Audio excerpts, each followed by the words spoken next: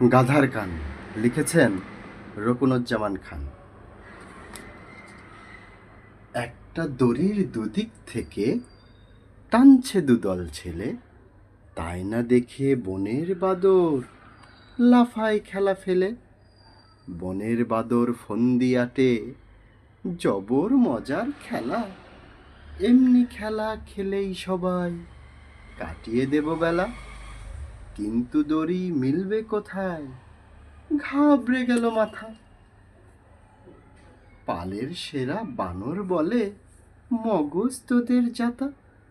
নাইকো দড়ি বয়েই গেল, ভাবছিস মিছে হাবা। লেজে লেজে ধরব টেনে, হবে দড়ির বাবা।